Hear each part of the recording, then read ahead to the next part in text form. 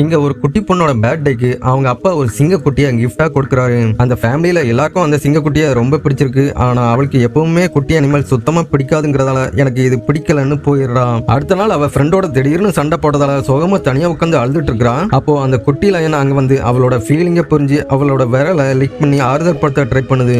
ஆனா இறக்கமே இல்லாம அந்த குட்டி லயனை அவ தள்ளி விட்டுறான். இருந்தாலும் அந்த சிங்கக்குட்டி விடாம நைட்டு அவ தூங்கிட்டு இருக்கிறப்ப அவளோட பெட்ல ஏறி அவளோட பெட்ஷீட்டை கடிச்சு கியூட்டா விளையாடிட்டு இருக்கு. ஒரு வழியா அவளும் அதை ஏத்துக்கிட்டு குட்டியில பால் அடைச்சு அதுக்கு ஃபீட் பண்ண ஆரம்பிக்கிறான். கொஞ்ச நாள்ல அவங்க ரெண்டு பேரும் ரொம்ப க்ளோஸ் ஃப்ரெண்டா ஆயிடுறாங்க. அவங்க ஒன்னா சேர்ந்து பால் விளையாடுறாங்க. அதுக்கப்புறம் கயிறு இழுத்து விளையாடுறாங்க. அந்த குட்டி பொண்ணு அதோட ஃப்ரெண்டு சிங்கக்குட்டி இருக்கிறதால அதுக்கப்புறம் எப்பவுமே ரொம்ப ஹாப்பியா இருக்க ஆரம்பிக்கிறான். நாளே மாசத்துல அந்த சிங்கம் அவளுக்கு ஈக்குவலா வளர்ந்துருது. அதுக்கப்புறம் அவ ஸ்கூலுக்கு போக வேண்டியது இருப்பதால ஃபர்ஸ்ட் டைம் அவங்க பிரிய வேண்டிய கட்டாயமும் ஏற்படுது. அவ பிரிஞ்சு போன அன்னைக்கு அந்த சிங்கம் தெரியாம அதோட பயிற்சியாளரோட கையை கீறிடுது. அப்போ தெரியாம தான் அந்த சிங்கம் அப்படி நடந்திருக்கும்னு அவ சொல்லி பாக்குறான். ஆனா அவளோட அப்பா கோபத்துல அந்த சிங்கத்தை கூண்டுக்குள்ள அடைச்சிடுறாரு. ஸ்கூலுக்கு போனதுக்கு அப்புறம் சிங்கம் கூட இல்லாம அவளால எதுலயுமே சரியா போக்கஸ் பண்ண முடியல. அதே டைம் சிங்கமும் அவளை பிரிஞ்சதால சோகத்துல சாப்பிடுறதே இல்ல.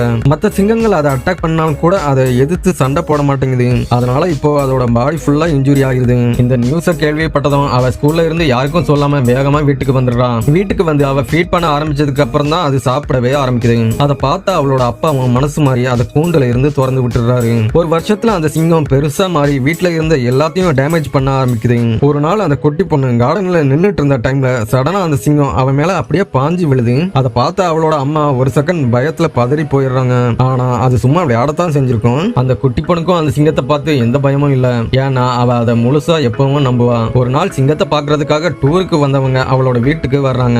அவங்கள பார்த்து பயந்து அந்த சிங்கம் தெரியாம ஒருத்தரோட கையை கீறிடுது. உடனே அவளோட அப்பா பயங்கர கடுப்பாயி இனி அது வீட்டுல இருந்தா எல்லாருக்கும் ஆபத்துன்னு அந்த சிங்கத்தை விற்க போறதா சொல்றாரு. அதை கேட்டதும் அவன் மனசு உடைஞ்சு போயிடுறான். இப்படி அனிமல்ஸை வாங்குறவங்க அதை என்ன பண்ணுவாங்கன்னு நெட்ல பார்த்து தெரிஞ்சு பயங்கர ஷாக் ஆகுறான். உடனே அதை ஒரு வனவிலங்கு காப்பகத்துக்கு கூட்டிட்டு போக முடிவு பண்றான். அப்படி அவங்க போறப்ப சடனா குறுக்க ஒரு ஷாப்பிங் மால் இருக்குது. அதை கிராஸ் பண்ணுனா தான் அந்த வனவிலங்கு காப்பகத்துக்கே போக முடியுங்கிறதால சடனா அதை கூட்டிட்டு ஷாப்பிங் மாலுக்குள்ளேயே போறான். அதை பார்த்து எல்லாரும் பயங்கர ஷாக் ஆகுறாங்க. சில பேர் அலறி அடிச்சுட்டு அங்க இருந்து ஓடுறாங்க. உடனே அவ சீக்கிரமா அந்த ஷாப்பிங் மாலோட பேக் சைடு வழியா வெளியே வந்துடுறான். கடைசியா ஒரு வழியா அந்த காப்பகத்தோட என்ட்ரன்ஸ்க்கு வந்துடுறான். அதுக்கப்புறம் அந்த சிங்கத்துக்கு பிரியா விட கொடுத்து வழி அனுப்பி வைக்கிறான்.